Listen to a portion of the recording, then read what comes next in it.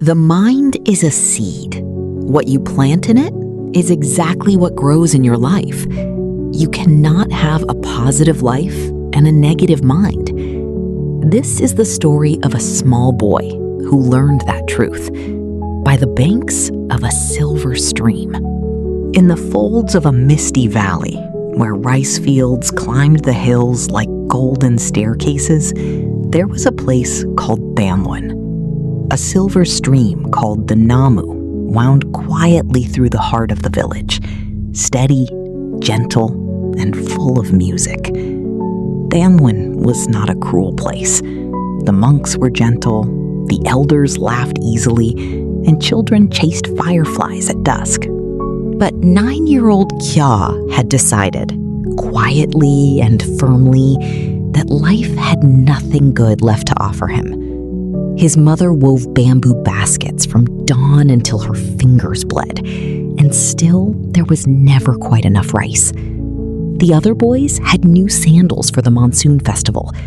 Kyaw had none. He wore his disappointment every single day. Each morning before the village stirred, Kyaw whispered the same prayer, but in reverse. Nothing will ever change. One afternoon, after being mocked at school for having no pencil, Kyaw walked alone to the stream. He crouched at the muddy bank and began throwing stones at the water. Each stone was a grievance. One for his absent father, one for his mother's tired eyes, one for the sandals he would never have. The stones sank, but the river kept moving, unbothered, unhurried, and full of quiet music. Then, on the opposite bank, an old woman appeared. She watched the boy with calm, unblinking eyes. "Why do you fight the river, little one?" she called across the water. "I'm not fighting it," Kyaw snapped, a stone still tight in his hand. "I'm throwing stones." She smiled the way rivers smile and said, "Yet the river does not stop."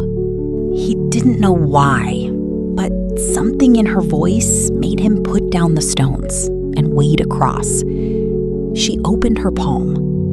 In it, a single seed, small, wrinkled, almost ugly. "Plant this," she said. "What will grow?" he asked. She looked at him calmly. "That depends entirely on what you believe while it is in the ground." He almost laughed. He almost threw it away. But his hands closed around the seed instead. He planted it behind his house, the worst possible spot, the kind of place where nothing was supposed to grow. He watered it grudgingly the first day, the bare minimum. The second day, he forgot. The third day, he checked and found nothing. "Of course," he muttered, "nothing ever grows for me." But on the fifth day, a single green thread pushed through the soil. It stunned him into silence. He stared at it for a long, long time. He began to water it carefully, then obsessively, the way you care for something once you realize it is real. He talked to it sarcastically. "Nah, don't bother growing. You'll probably die anyway." And the shoot seemed to droop on those days. So one morning, he whispered something different. "You're doing well. Keep going." And it stood straighter. He noticed, and it frightened him. He went back to Old Lady, confused and a little afraid. She poured tea with the steadiness of someone who had never been rushed in her entire life. "The plant listens," Kyaw said, leaning forward, his voice urgent and low. "No," she replied, "you listen. The plant only shows you what your mind has already decided." "What does your mind decide, Kyaw?" The question hit him like cold water. He had real reasons to expect the worst. Each wound was earned. But the plant had stood straighter when he spoke with kindness and drooped when he had not. "Is it really that simple?" he asked. "No," she said honestly.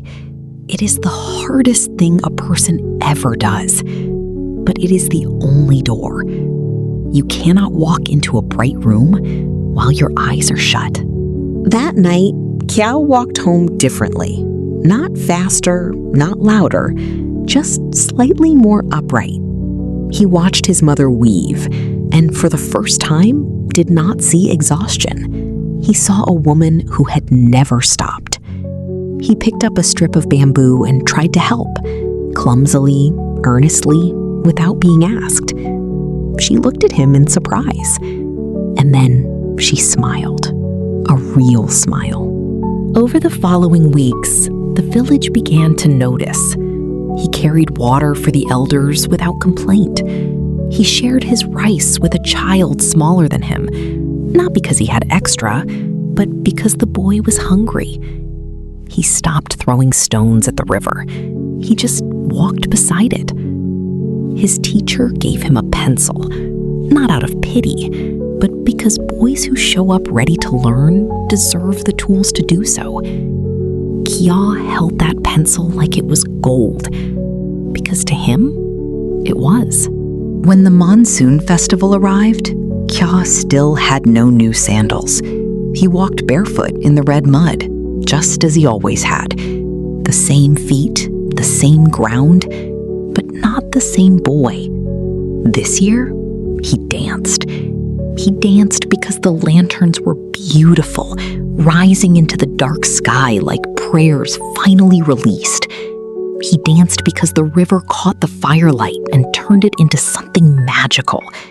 His world, this small, dusty village tucked in a misty valley, was enough. It had always been enough. The plant had bloomed, tiny white flowers, delicate and impossible, in the place where nothing was supposed to grow. He touched one flower with one finger, gently, and smiled. The old lady watched from her doorway and said nothing. She had seen this moment many times before. You cannot have a positive life and a negative mind, but change the mind, even slightly, even bravely, and watch what the world becomes.